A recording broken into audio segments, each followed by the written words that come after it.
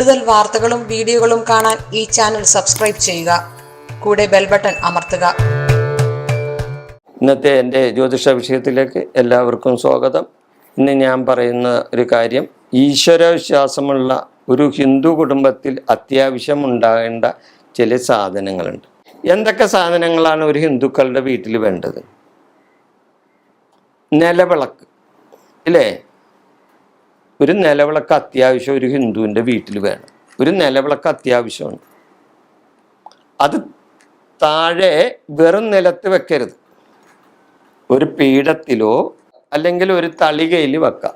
ഒരു പീഠത്തിലോ ഒരു തളികയിലോ വേണമെങ്കിൽ ആ നിലവിളക്ക് വെക്കാം. വെറും നിലത്ത് വെക്കരുത് നിലവിളക്ക്. അപ്പോൾ ഒരു ഹിന്ദു കുടുംബത്തിൽ ഒരു നിലവിളക്ക് അത്യാവശ്യമാണ്. അപ്പോൾ ആ വിളക്ക് നമ്മൾ താഴെ വെക്കുമ്പോൾ ഒന്ന് സൂക്ഷിക്കുക. ഒന്നില്ലെങ്കിൽ പീഠത്തിൽ വെക്കാം, അല്ലെങ്കിൽ ഒരു തളികയിൽ വെക്കാം. വിളക്കിന് അലങ്കാരപ്പണി പാടില്ല.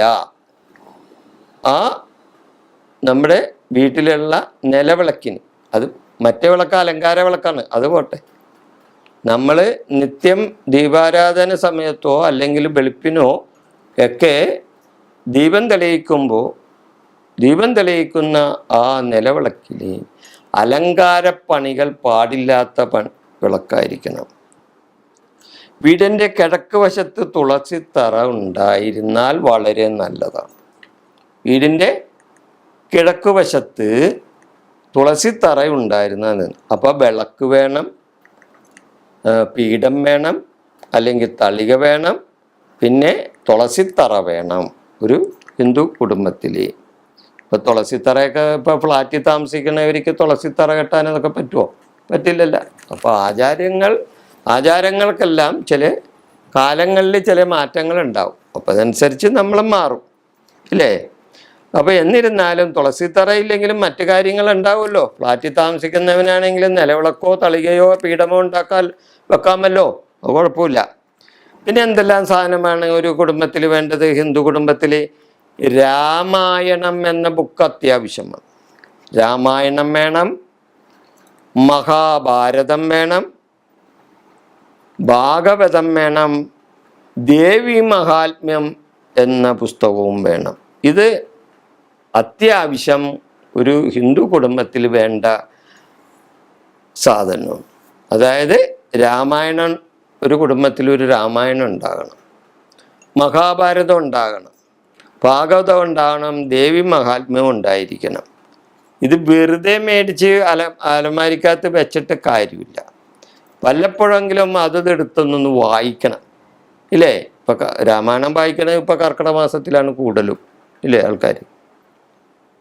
അപ്പോൾ അപ്പോഴെങ്കിലും അതിൻ്റേതായ സമയത്തെങ്കിലും ആ പുസ്തകം എടുത്തൊന്ന് വായിക്കാനും അതൊന്ന് പഠിക്കാനും അതൊന്ന് ശ്രവിക്കാനും ഒക്കെ നമ്മുടെ കുടുംബാംഗങ്ങൾക്ക് കഴിയണം. ഉമ്മറത്ത്, വീടിൻ്റെ ഉമ്മറത്ത് ഇഷ്ടദേവതയുടെ ഒരു ഫോട്ടോ വെക്കണം. വീടിൻ്റെ ഉമ്മറത്ത് ഇഷ്ടദേവതയുടെ ഒരു ഫോട്ടോ വെക്കണം.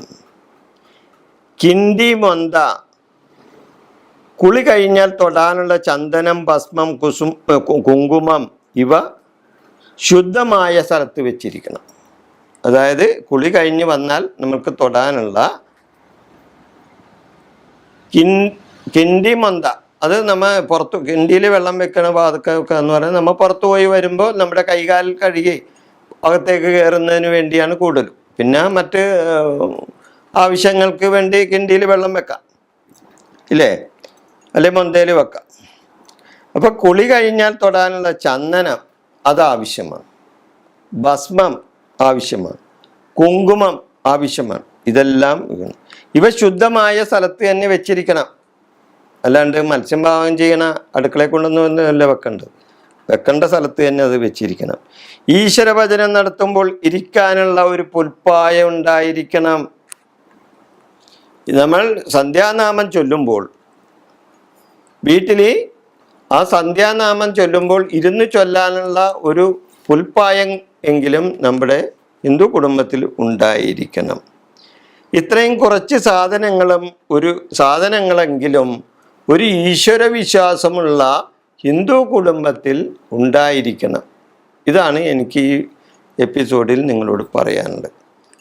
ഈ വിഷയം ഞാനിവിടെ പറഞ്ഞുകൊണ്ട് ഇത് അവസാനിപ്പിക്കുന്നു. നിങ്ങൾക്ക് നന്ദി, നമസ്കാരം.